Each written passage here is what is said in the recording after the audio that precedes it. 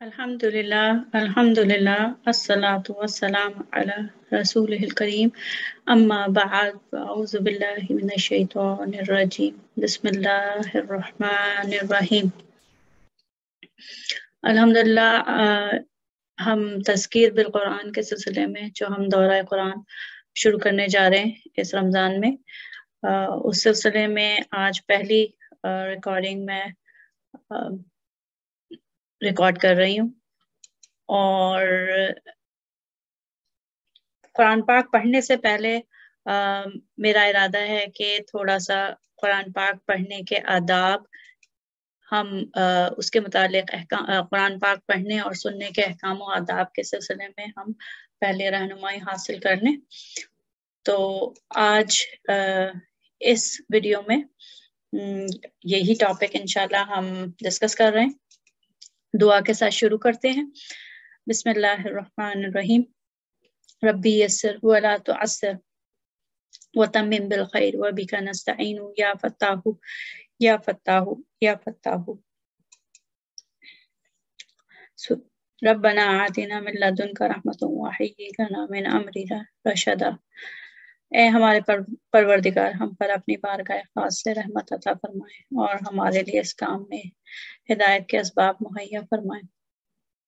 रब्बना फ़्तह अलैना हिकमतक वंशुर अलैना रहमतक या ज़ल जलाली वल इकराम।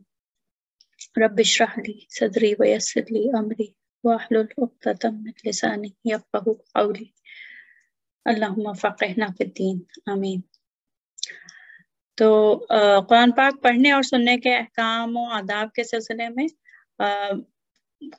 आयात हैं कुरान पाक की जिससे हम रहनुमाई हासिल कर सकते हैं। इस सिलसिले में पहली आयत जो है सूरह नहल की आयत नंबर 98, आयत 98 है।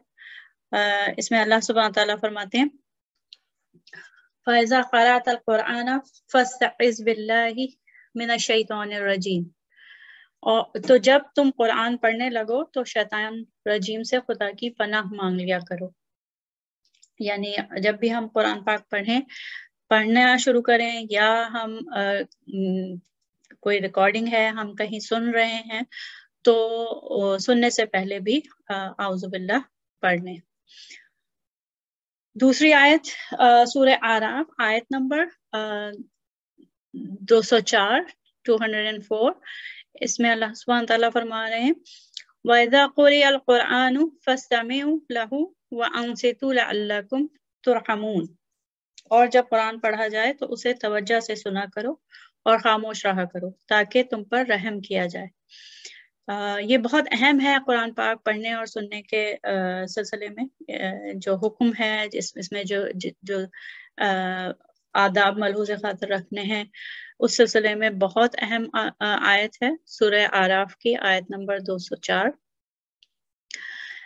और इसमें ये कहा गया है कि जब कुरान पढ़ा जाए, यानी कि खुद जब पढ़ रहे हैं तब भी, और जब सुन रहे हैं कोई और पढ़ रहा है करीब में, या रिकॉर्डिंग है, या हम कोई वीडियो या ऑडियो सुन रहे हैं, तफसीर सुन रहे हैं और उसमें कुरान पाक पढ़ा जा रहा है, तो उस वक्त पूरी तवज्जो से, पूरे ध्यान से, पूरी तवज्जो मुर्तकज़ करके सुनना है और खामोश रहना है। उस दौरान बातें करना, एक दूसरे से तबादला ख्याल करना या कोई बात करना निहायत बेअदबी है। तो इस एक तो ये कि पूरी तवज्जो से, पूरी कंसंट्रेशन से सुनना है और खामोश रहना है। अच्छा, इसमें दो अल्फाज जो हैं तवज्जो तलब हैं, फस्तमिऊ व अंसितू। फस्तमिऊ जो है ये पहले अम्र का सीगा है और बाब इस्तिफाल से है।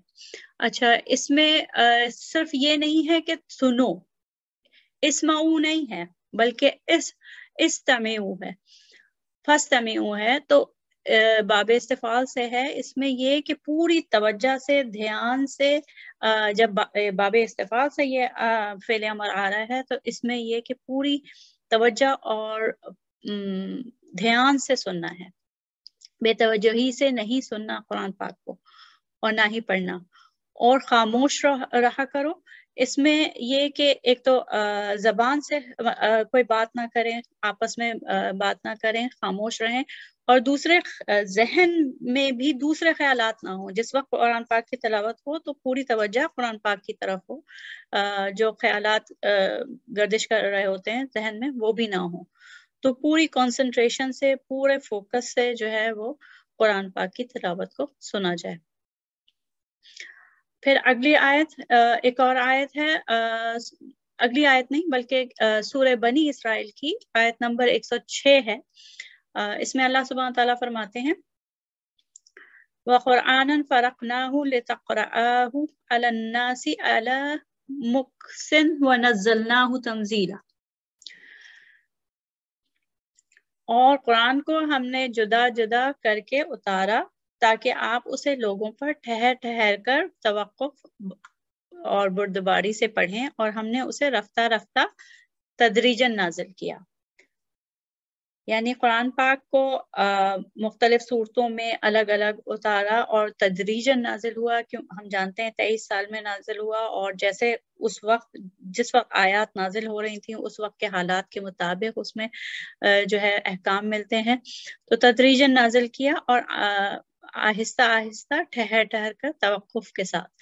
اس میں جو مقصن کا لفظ ہے اس کے معنی میں یہ ہے کہ عجلت میں نہیں، بہت تیزی سے نہیں، بلکہ ٹھہر ٹھہر کر توقف اور بردباری سے پڑھنا. کوئی بھی کام اس کے لیے مقصن کا جو لفظ آتا ہے اس میں یہ کہ بہت جلدی میں نہیں، بہت عجلت میں نہیں، بلکہ سمجھ سمجھ کے ٹھہر ٹھہر کر توقف کے ساتھ کوئی کام کرنا. تو یہ آیات ہیں قرآن پاک پڑھنے اور سننے کے احکام کے مطابق، احکامات اور آداب کے متعلق.